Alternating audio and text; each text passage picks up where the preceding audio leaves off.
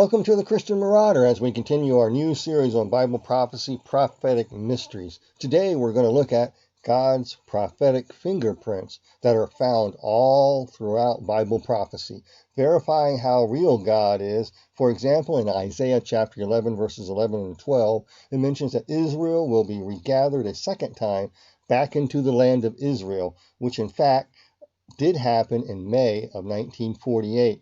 And it continues to this day. God's fingerprints are also seen in the meaning of names, symbols, metaphors, even in the text itself, and even in numeric meaning of numbers that are seen in the Bible. With that, let me give you a disclaimer. Bible numeric meanings are a new field of study. However, there are a lot of hokey sites out there and a lot of hokey teachers out there giving this study a bad rap. And however, there are websites that are consistent with ancient Hebrew alphabet pictograph and the numbering systems that they use. Both the pictograph letter and the numeric meanings were established over time. Numeric meanings were based upon the subject where they were found in the Bible. This helps find its theme, a root meaning that you can eventually build off of where it mentions the same number in different parts of the Bible. There's another method which I'll show you today. Folks, the shades of meanings, just like we have in our own dictionaries, are found by the use of simple math formulas. We're going to look at some of that today. These all have rules that are consistent with Hebrew grammar and context that they are used in. That's amazing, isn't it? They do not stray away from the Bible, nor do they offer any strange, covert, secret messages either. They connect with other verses in the Bible and all in direct context and amazing ways, which we will soon find out. In today's study, I'll show you how all this works using these simple math formulas that help uncover numeric shades of meaning. So take all this with a grain of salt and judge for yourself if there's anything to this. With that, turn to Daniel chapter 12 as we look at some of God's fingerprints here. In Daniel chapter 12, verse 11, out of the New King James, it reads, "And from the time that the daily sacrifice is taken away, and the abomination of desolation is set up, there shall be 1,290 days." Well, folks, first, the number 1290 is well established, meaning that it represents a 3.5-year period. And a lot of times, most of the Bible numbers actually indicate numeric value, but they also have other meanings. But there is more because 1290 has a numeric meaning that's spelled out in the text as well. In fact, Mark Lane has a website called Bible Numbers for Life. And he has a meaning for 1290 that helps us understand how all this works. His site is worth checking out because, as he says in it, and I quote from his site, Mark Lane's translation is not authoritative, it's not definitive. Just as the word house can have more than one sense, spiritual numbers can also have more than one sense. Think of the list as a translation into English from another language, numbers. It cannot possibly convey the meaning perfectly, can it? Like any foreign language, it is best to learn for yourself. When you study the Bible, make note of the numerical associations. This is how we might strive for fluency, end quote. And folks, in fact, I mirror that sentiment. This is not authoritative, this is exploratory, okay? And you take it with a grain of salt. In fact, other sites that I use say the same thing. I find that very consistent as well. They're not trying to make themselves out as the expert, neither am I. This is a new field of study. So with that, the number 1290 is only found in Daniel chapter 12, verse 12. In fact, that makes it pretty easy. Not only does it refer to a 3.5-year period, it has a root meaning that involves the abomination of desolation that is set up after the daily sacrifice is removed by the Antichrist, or the man of sin, which Daniel talks about earlier in the chapter. So you have a connection here. So 1290 is related to the man of sin and what he does and his deeds. Therefore, its root or core meaning refers to the abomination of desolation, refers to the works of the Antichrist and his corruption of the temple. That is the root theme meaning, okay? Now, Mark Lane's Bible Numbers for Life uses one bullet point meaning for the number 1290. And I quote, 1290 means martyrs inherit the kingdom and slayers lose the kingdom. Please note, this relates to the spirit of Antichrist and the works of the Antichrist himself involving the martyrdom of the saints in which the book of Daniel talks about. The very theme That's found in Daniel chapter 7, verse 21. The same horn was making war against the saints. So Mark Lane's bullet point meaning of 1290, martyrs inherit the kingdom, slayers lose the kingdom, fits with the root meaning of the works of the Antichrist. Do you see that? So another way to uncover various shades of meaning for the larger numbers like this is by what I referred to before in my study in numbers. It's called the prime factor method. Again, this is a new field of study and still needs testing. Now, what I want to present, take with a grain of salt. What I found is simply amazing, and it speaks for itself, as you will soon see, folks. I'm telling you, this is just sit back, strap on your seatbelts. We're going to take off. The prime factor meaning of 1290 contains a cipher that connects to Matthew chapter 23 and Matthew chapter 24, especially Matthew 24, verse 15, where Jesus addresses the abomination of desolation being set up again in the temple. This happened in Antiochus' reign. Then again, it happened again in 70 AD, and it will happen again in the future. Remember, Revelations 19 sets the stage for uncovering the cipher of Bible prophecy, okay? The cipher of Bible prophecy. And how do you do that?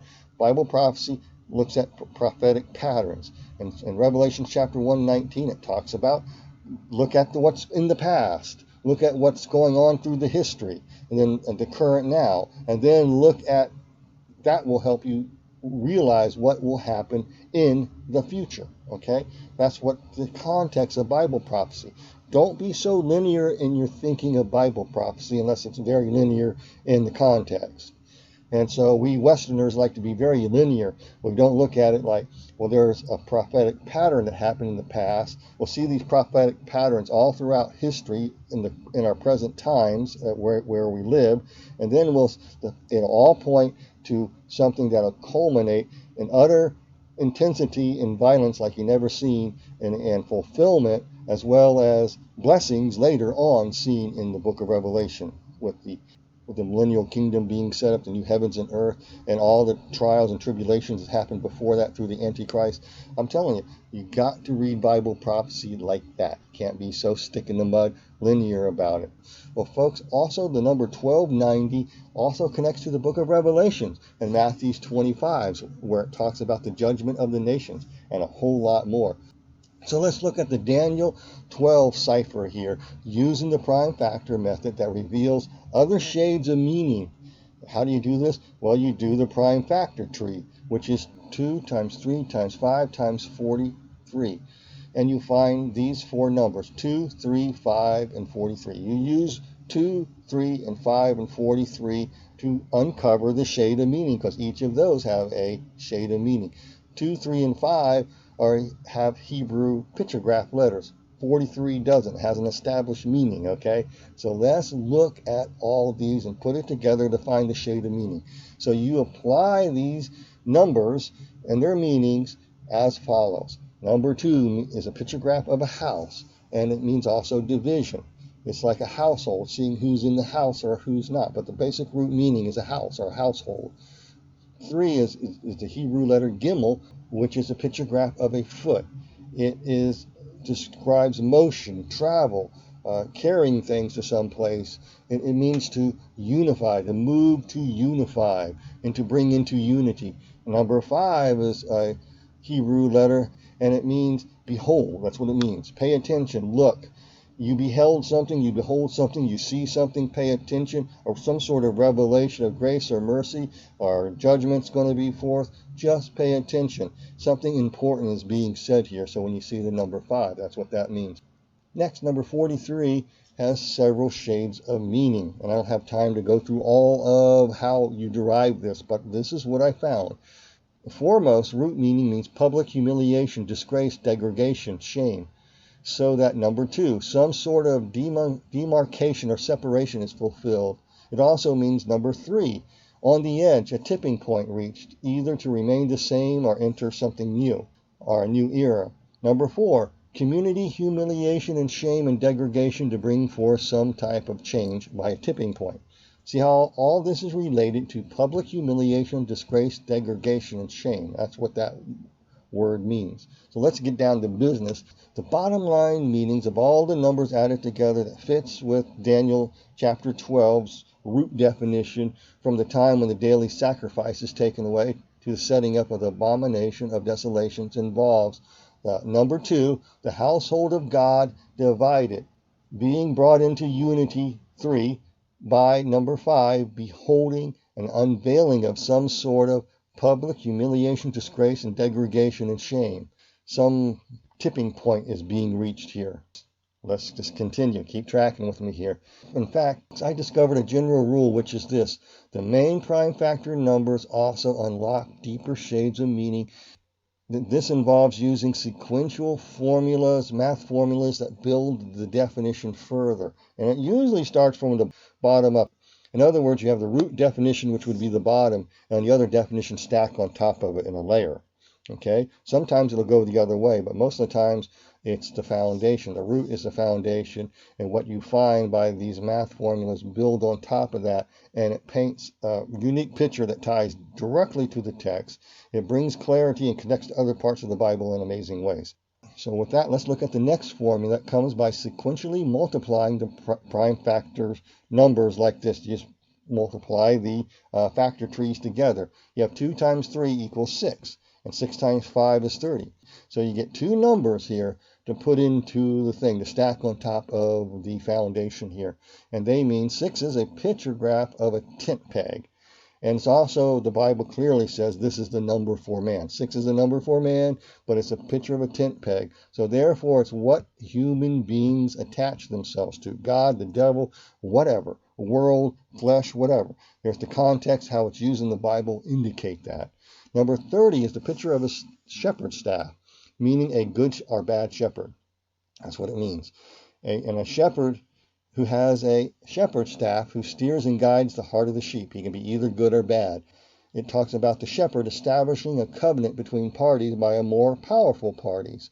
And the fourth meaning, I'm just kind of wrapping this up in a bullet point fashion, is the fulfillment of all covenant promises and oaths concerning deliverance, salvation, or whatever, by a good or a bad shepherd. It all refers to a shepherd, all that. Jesus said that he was a good shepherd. Just think about that. So let's put it all together.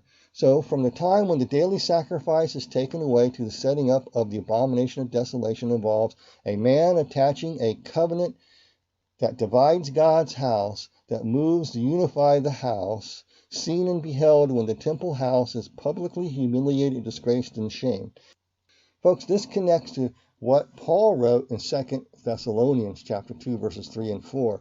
And Paul writes, and I quote out of the New King James, "Let no one deceive you by any means, for that day will not come, unless the falling away comes first, and the man of sin is revealed, the son of perdition, who opposes and exalts himself above all that is called God, so that he sits as God in the temple of God, showing himself that he is God." See how that begins to connect?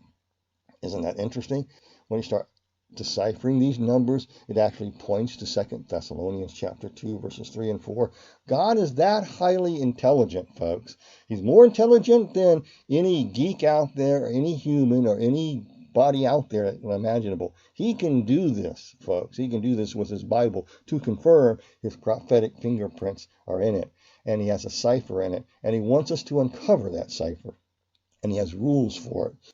So with that, keep tracking with me here. There's also an addition sequence that looks like this, and it uncovers more. Like I said, it's going to build right on top of the other one. So you just simply, instead of multiplying the factor tree, you add the factor trees together. So you have 2 plus 3 equals 5, and 5 plus 5 equals 10, and 10 plus 43 is 53. So you find 5, 10, and 53. Whose meanings might just help uncover what is going on when the abomination of desolation is being set up. For example, 5 means behold. See, some sort of unveiling. That means watch, beheld. That's what it means. There's an unveiling going on. A revelation is about to be said. There's something about judgment or grace or mercy, or it's something to behold here. Pay attention. Number 10 is the root meaning, implies living responsible to the law of the one they are loyal to. That's basically the idea of the 10 Commandments. That's the 10 Commandments, where how to live responsible before God and man. So that's simply the root meaning. There's a lot more meanings that fit there, but I'm just going to use the one that applies here. Note that the Antichrist is going to change laws and times and seasons, and that connects with the Antichrist and what he does in Israel at the time of the end as well. Just as Daniel chapter 7 verse 25 says out of the New King James, he shall intend to change times and laws. And also goes on to describe how the saints are given into his hand, basically for a 3.5-year period, or 1,290 days, which ties back into Daniel chapter 12 there, where this is found. Actually, verses 11, 12, and 13. So where all this is found, it ties directly back to it. Do you see how you derive the meanings correctly? And it starts to unpack things. If you're hokey and wacky, you're not going to do this. You're not going to follow the rules, and you will give Bible numbers a bad rap. The next number is 53, and it has an interesting shade of meaning, such as being a faithful witness. That's the root meaning. Like it comes from Noah, who faithfully gathers to safety and spent 53 weeks in the ark. That's kind of how they get this root meaning of that. So it's about being a faithful witness, or a faithful witness of righteousness and sanctification. And also, in a negative sense, it means a faithful witness of unholy righteousness and sanctification. Someone who's faithful in bringing in unholy righteousness and an unholy sanctification as the means of one's safety. That's the idea here of 53. So what we find here, since it's in the negative sense, because Daniel's talking about the Antichrist, the abomination of desolations here, this is going to be related to a faithful witness of an unholy righteousness and sanctification as the means to acquire one's safety. Remember, the Bible talks about something. Paul writes it in Thessalonians there, when they say peace and safety, sudden destruction comes. See how all this begins to tie in with the exact same passage in the Bible, connecting all over the place to where the Antichrist is found and what he does. That's how these numbers work. So with that, let's add it in with what we have so far. But note this, it's like translating Hebrew into English. One may have to flip the word order around to clarify what it means from one language to another, folks. I did that here, and I found that the same rules for interpreting Hebrew also apply, as well as Hebrew rules of grammar and context and adverbs, adjectives and all that, and verbs and nouns all apply as well, folks. With that, let's put this together. Look on your screen for a second. When a man binds a covenant, that beholds or binds, living responsible to laws, faithfully justifies living in unholy righteousness and unholy sanctification, in God's house. Number 3, that unifies the house, seen when the temple is publicly humiliated, disgraced, shamed, to enter into major changes, reaching some sort of tipping point. I call that pretty interesting. And there is another algorithm that I call the plus-minus formula, with the prime factor sums of 2, 3, 5, and 4, which provides more insight into the definition of 1290. You just put it right on top of that meaning there, and it will unpack something quite amazing. Let's look. This comes about when you have 2 minus 3 equals minus 1, and minus 1 plus 5 equals 4, and 4 minus 43 is negative 39. You don't pay attention to the negative or the positive integers here, so to speak. You're just looking at the numbers, and the numbers we have here are 1, 4, and 39. Number 1 is a picture of an ox head, and it represents a strong leader, any type of strong leader, God to human being, any type of strong leadership or leader there. Number 4 is a picture of a graph of a door. It's the Hebrew letter Dalet, and it's a picture of a doorway. It also represents the creative works that opens up doorways as well. So we're talking about creative works. We're also talking about a doorway, an entryway. It also denotes a path or a journey one takes. Number 39 has a meaning, and it means disease of adultery that leads to ruin and death, or the surrender of one's authority to another through the disease of adultery, which happens in this case to be worshiping of idols. Remember what the Bible defines adultery as. He who is a friend with the world commits adultery with the world. Okay, that's the principle behind that.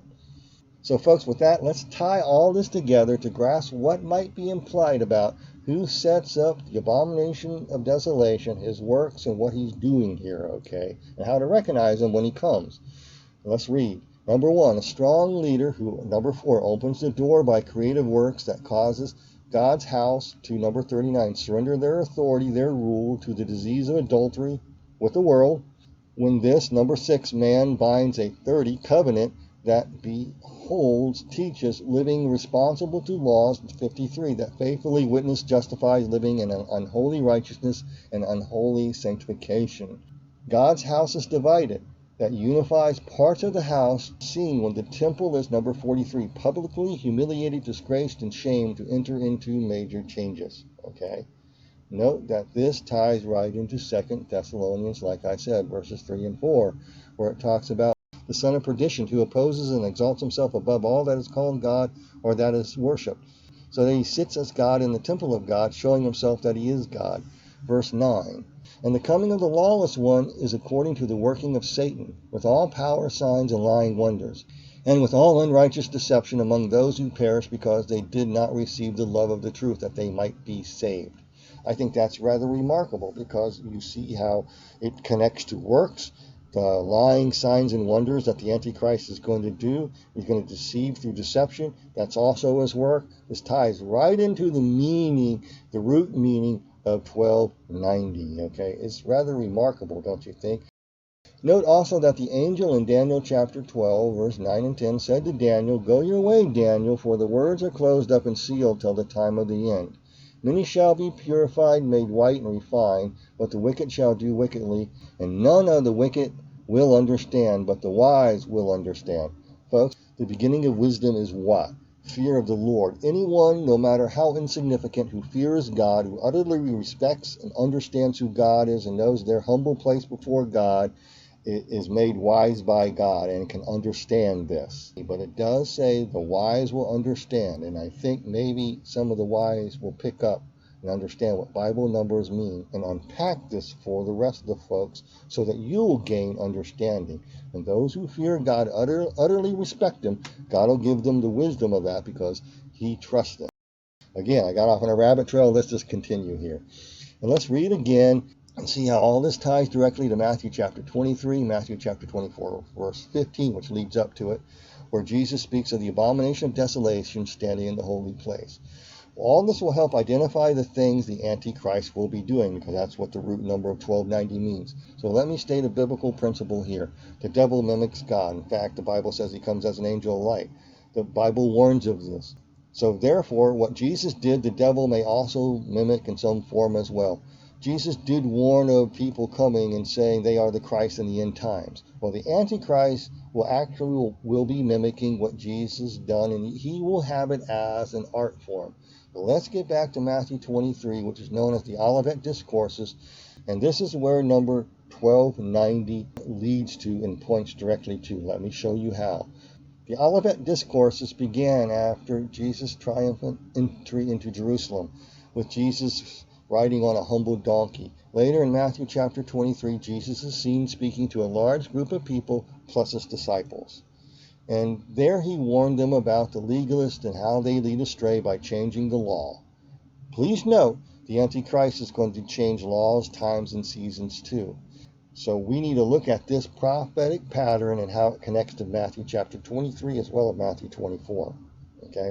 Especially verse 15. And Jesus said in Matthew 23, verse 37, for example, out of the New King James, Jesus says, "O Jerusalem, Jerusalem, one who kills the prophets and stones those who are sent to her. How often I wanted to gather your children together as a hen gathers her chicks under her wings, but you were not willing." So folks, listen to this. There's a prophetic pattern here. The people back then were not willing to come and be gathered into the protective boundaries of God's love. So a group of people in Israel are going to be led astray by the Antichrist. The Bible teaches that, so we see that here. And that's what Jesus is referring to in an indirect way here, in a prophetic way. Talking to them there, and then we'll see this pattern in history. It's going to happen again, okay? Now listen, folks, the people back then were not willing to come and be gathered back to God, gathered into the protective boundaries of God's love. No, they were actually looking for a man who will come riding on a white horse, not a donkey. In other words, to give them all their desires, to make them rich and need of nothing, looking for laws and formulas for success. What's in it for me? Looking how to turn stones to bread. For example, how to gain the whole world, how to jump off into things they should not and tempt God in the process, to achieve a state of peace and safety without God so they can continue getting their wants met. It'll be like that as we near the end times. God's house will become divided, some moving in unity with the world system and culture. And Paul spoke about the great apostasy for a reason, you know. Then in Matthew chapter 23, verse 38 and 39, Jesus says, out of the New King James here, "See, your house is left to you desolate." Stop right there. The word desolate, desolation, abomination of desolation, all these start to connect. Just pay attention. And Jesus says, "See, your house is left to you desolate. For I say, you shall see me no more until you say, Blessed is he who comes in the name of the Lord." Folks, this refers to the Jewish people seen in Zechariah 12, looking at the one whom they have pierced. This is when this will happen. So again, this is referring to the Jewish people and the tribulation saints at the time of the end in the tribulation. And Jesus is making a correlation. This pattern is going to be seen all of a sudden in 70 AD, and it's going to be seen again when? In the future. Remember, there's a prophetic thing in the past that God's a pattern, so you can recognize it. You see this pattern all throughout history. Then it will culminate in an utter astounding way in the future, leading to the new heavens and earth. Okay? This also ties right into Matthew chapter 24, verse 15. "Therefore, when you see the abomination of desolation spoken by Daniel the prophet standing in the holy place, whoever reads, let him understand." Now let's get back to Daniel chapter 12 here, verse 11 and 12 here. "And from the time that the daily sacrifice is taken away, the abomination of desolation is set up, there will be 1,290 days. The numeric meaning of 1290 just might be revealing how the devil and his antichrist will mimic what God does. So pay careful attention to me. This is a prophetic pattern. This is a fingerprint to look for. Okay, this is something to consider. Okay, because the devil mimics God and the antichrist will mimic Jesus here. What one might see, I'm saying might see, during this time, maybe in the near future as well, see the devil through the Antichrist mimicking Jesus to enter into Jerusalem, maybe even riding a white horse and initiating some sort of worldwide Olivet discourses that seem throughout the world. He will appear as the Messiah, who will give people what they want, peace and safety, so they could even shout, "Blessed is he who comes in the name of the God of forces," because remember, his God is the God of forces. Next, the Antichrist speaks to the people throughout the surviving world about his laws, his ways, and his warnings, preparing all for an all-out war against God and his people. Why is that? Answer: to draw God out of heaven to earth, to defeat him, to chop up his order and design and build it back better. So how is he going to do that? Well, in the tribulation period, you have two witnesses witnessing, and you have 144,000 Jewish evangelists who are evangelizing the world and people getting saved during the tribulation. And these are pesky little people, and so you have a group of people who are going to be divided. They don't want nothing to do with Jesus because these people are preaching the gospel and talking about Jesus getting saved, and they don't want nothing to do it. So the Antichrist can come in there into Israel and set up shop in the new temple or the third temple, if that's the case, and do his deed there, and do exactly the same thing and fool a lot of people, thus dividing God's house. Just think about that. That is a prophetic pattern to look for. He does so with flattery of dragon speak, and he deceives many, because he's actually going to go after all the Jewish people and all the believers in the world at that time. So look at the number of 1290 again, because it might help you understand what is meant by the phrase of the abomination of desolation standing in the holy place, possibly in the third temple, okay? Or possibly we can also refer to the house of God as well, or to God's people. So let me read this. With that, just look at your screen. I'm going to leave out the number meanings, but I'm just going to put it together so you can look at it. It means a strong leader who opens a door by creative works that causes God's house to surrender their authority rule to the disease of adultery with the world. When this man binds a covenant that teaches living responsible to laws that faithfully justifies living in unholy righteousness and unholy sanctification. Dividing God's house that unifies part of the house seen when the temple is publicly humiliated, disgraced, and shamed to enter into some major change by reaching some sort of tipping point. We see that tipping point clearly in the book of Revelation. 2/3 of the world's resources are wiped out, and everybody's coming in this part of the country because that's the only place where there's food, okay? So there's a tipping point definitely there. So let's look at how this connects to, again, what it says in 2 Thessalonians. It talks about the son of perdition who opposes and exalts himself above all that is called God or that is worshipped, so that he sits as God in the temple of God, showing himself that he is God. Verses 7 says the mystery of lawlessness is already at work. Only he who now restrains will do so until he's taken out of the way. And verse 9, the coming of the lawless one is according to the working of Satan, with all power, signs, and lying wonders, and with all unrighteous deception among those who perish, because they did not receive the love of the truth, that they might be saved. Okay? So therefore, this is what you'll see, folks. You'll see a mystery of lawlessness that will lay the foundation for the Antichrist to appear just before the tribulation. So when the Antichrist appears, the tribulation begins, according to most Bible scholars. Okay? And then you'll come in offering a lot of creative works to the working of Satan, just like verse 9 of Thessalonians says. And he's going to exalt himself in the temple. He's going to desecrate the temple. Exactly what the abomination of desolation means. So with that, listen to the definition of 1290. Again, I'll put it together a little bit better here. A strong leader who opens the door by creative works, basically of Satan, that causes God's house to surrender their authority to the disease of adultery. It's with the world here. When this man binds a covenant that teaches living responsible to laws that faithfully justifies living in unholy righteousness and unholy sanctification. God's house is divided, that unifies part of the house, seen when the temple is publicly humiliated, disgraced, shamed, to enter into some sort of major change. And they reach a tipping point here, a point of no return, as it will. This lines up with what the book of Revelation speaks of unequivocally will happen. So let's look at Daniel chapter 12, verses 8 through 10. Let me read this out of the New King James. Verse 8, although I heard, I did not understand. And then I said, my Lord, what shall be the end of these things? And he said, go your way, Daniel, for the words are closed up and sealed until the time of the end. Or sealed until the time of the end. Verse 10, many will be purified, made white and refined, but the wicked shall do wickedly, and none of the wicked will understand, but the wise will understand. I got to give you a side note. Please note, 5 out of the 7 churches mentioned in Revelations chapters 2 and 3 are called to repent. Just keep that in the back burner there. But the wise will understand. Jesus talks about in Matthew chapter 25 about, guess what? The 5 wise and the 5 foolish bridesmaids there, okay? The wise will understand. Just think about that. So let's get back to Daniel chapter 12, verse 11. And from the time that the daily sacrifice is taken away and the abomination of desolation is set up, there shall be 1,290 days. And Jesus said in Matthew 24, verse 15, therefore, when you see the abomination of desolation spoken of and by the Daniel the prophet standing in the holy place, whoever reads, let him understand. Okay.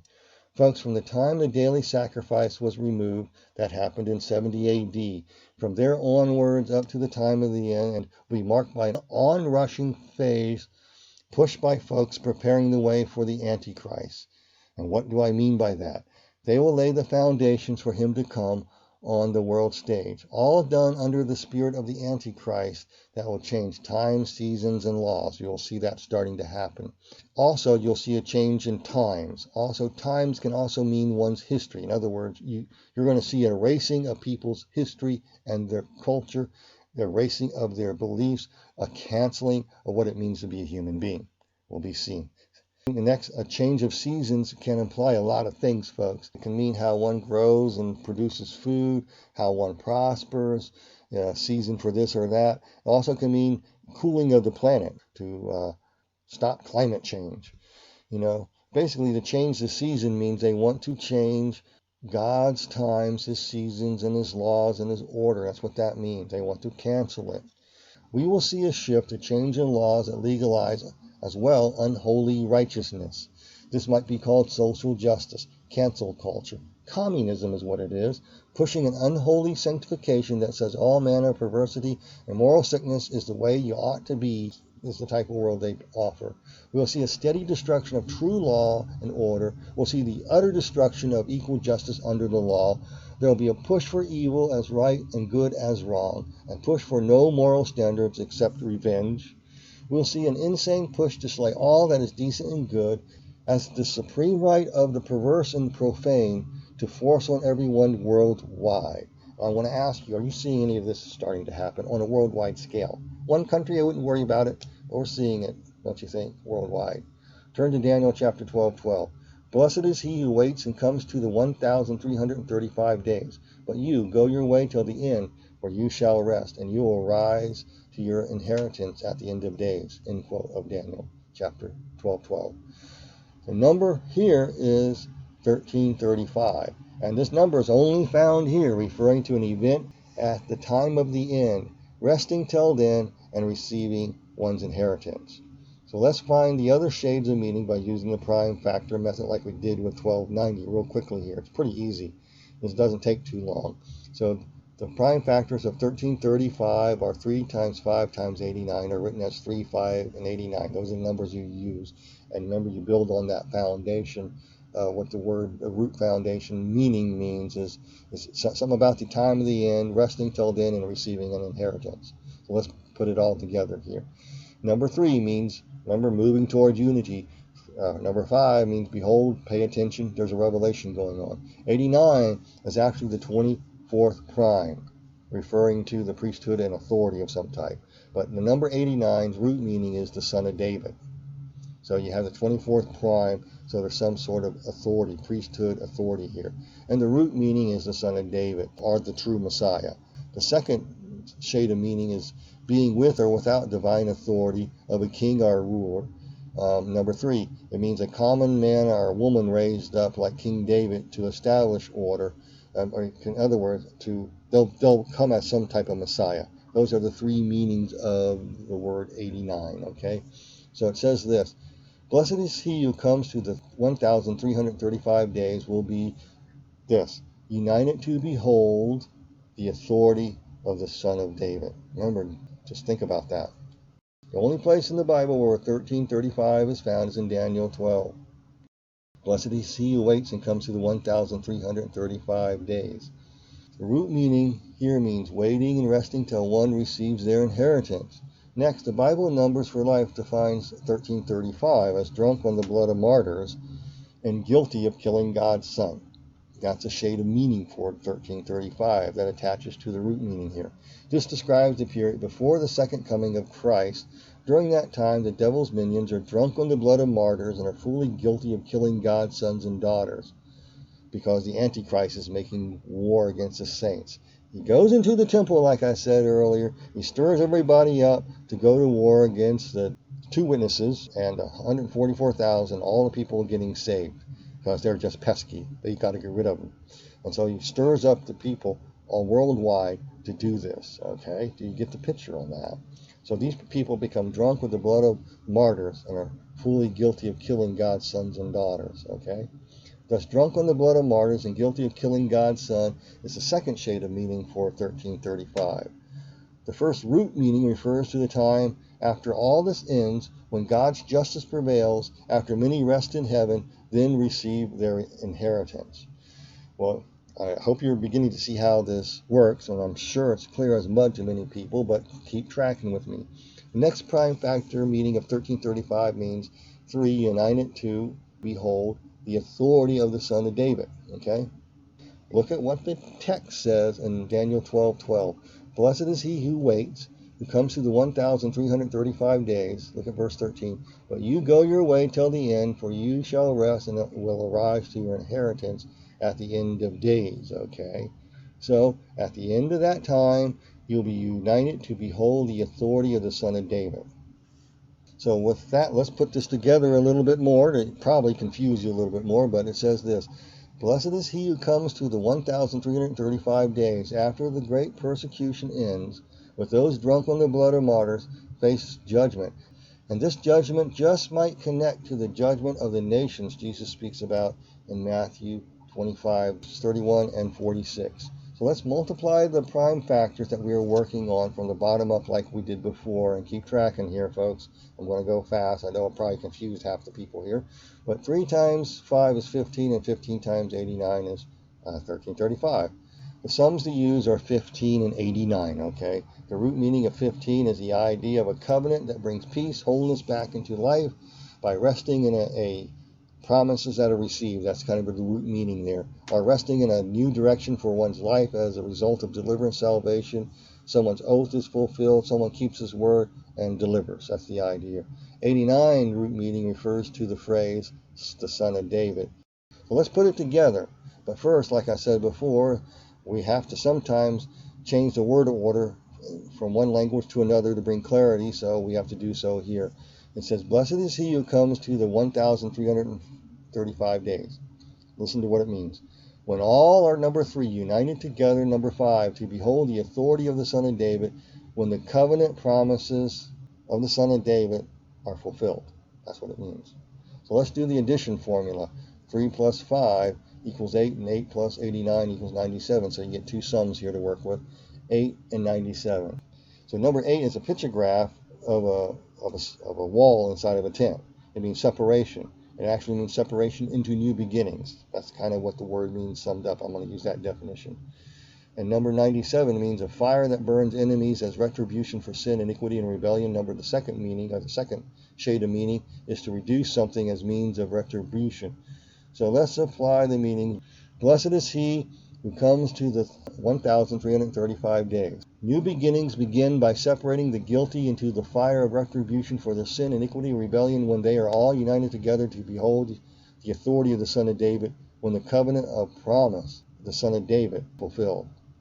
Okay, talking about Jesus. For time's sake, folks, let's just wrap this up and look real quickly at the plus-minus formula that I talked about here, where you got 3 minus 5 equals -2, and -2 plus 89 is 87. So you got two numbers to work with to add on top of all these, which is 2 and 87. 2 means the household, and 87 simply means an assembly of saints to the Holy One, or to assemble goods or people somewhere and separate them. Isn't that funny how that number 87 means gather people together to separate them, also gather an assembly of saints together to the Holy One? We see both of these in the scriptures. So it says this in that verse 12, blessed is he who comes to the 1,335 days. Why? Let's look at why. Why are they blessed? They're blessed when the household of the saints are assembled to the Holy One. To new beginnings begin by separating the guilty into the fire of retribution for their sin, iniquity, rebellion, when all are united together to behold the authority of the Son of David. The covenant promises of the Son of David are fulfilled. This actually fits with Daniel 7, verse 10 and 11 out of the New King James. A fiery stream came forth from before him. 1,000,000 ministered to him. 10,000 times 10,000 stood before him. The court was seated, and the books were opened. I watched then because the sound of the pompous words which the horn was speaking, and I watched till the beast was slain, and its body destroyed, and given into burning flame. This fits with the Bible numbers for life meaning of 1335, indicating these will be punished for being drunk with the blood of God's people and intoxicated with raw power. This also connects with Revelation 19, verse 20, when it says out of the New King James, then the beast was captured, with him the false prophet who worked signs in his presence, by which he deceived those who received the mark of the beast and those who worshipped his image. These two were cast alive into the lake of fire, burning with brimstone. Now continue with Daniel chapter 12:12. Blessed is he who waits and comes to the 1,335 days. But you go your way till the end, for you will rest, you will arise to your inheritance at the end of the days. Plural, very important. So let me put all this together out of these verses and give you the interpretation of 1290 and 1335. So the time from the daily sacrifices taken away to the setting up of the abominable desolation just might involve a strong leader who opens the door of creative works that cause the house to surrender their authority and rule to the disease of adultery, with the world. When this man binds a covenant that teaches living responsible to laws that faithfully justifies living in unholy righteousness and unholy sanctification. God's house is divided that unifies that part of the house seen when the temple is publicly humiliated, disgraced, and shamed to enter into major changes, reaching a tipping point. But blessed is he who comes through the 1335 days. Let's look at the number meaning there. When the household of the saints are assembled to the Holy One, new beginnings begin by separating the guilty into the fire of retribution for their sin, iniquity, rebellion, when all are united together to behold the authority of the Son of David, when the covenant promises of the Son of David are fulfilled. Again, folks, I'm presenting this as speculation on my part. And just all I can ask is, what do you think of it? Think it's just a bunch of hokey stuff or something somebody made up? And when I do these numbers, I don't know what I'm going to find. I have no idea. And when I do it correctly, and I look at it and I match it with the context, I'm astounded, simply astounded how this lines up with so many different Bible scriptures concerning the same subject matter, the abomination of desolation and making desolate, as well as the end times and talking about Bible prophecy. This is a fingerprint of God showing you that he means business at the time of the end. And he's going to bring this about. Everything I said is in the Bible. It's not some secret nebulous concept out there. It connects to other parts of the Bible, which lines up with how the Lord would operate. Bible interprets Bible. So again, what do you think? Is this just mere coincidence? Maybe there's something to it. I'll let you decide on that. Well, folks, that's it. Till next time, as we continue to explore Bible prophecy in various places in the Word of God to uncover the prophetic cipher, and that's found in the book, marked by God's fingerprints. With that, if you'd like to contact me, just look on the screen here, and you'll see my contact information. So if you'd like to support what I do, help keep me going, please do. All my contact information there, PayPal as well. But more than that, folks, I wish that y'all strength to endure to the end here. I just come, Lord Jesus, come. What I'm seeing here, folks, come, Lord Jesus, come. Also, if you're listening on the Daily Renegade, please become a member today. I'm just saying, because it'll air on my channel as well as the Daily Renegade, because the Daily Renegade has a website, can back up my stuff in case this site goes down. Okay, that's all I'm saying. So, folks, with that, just look on the page. If you'd like to support me, please do. So with that, folks, you be blessed in Jesus' name.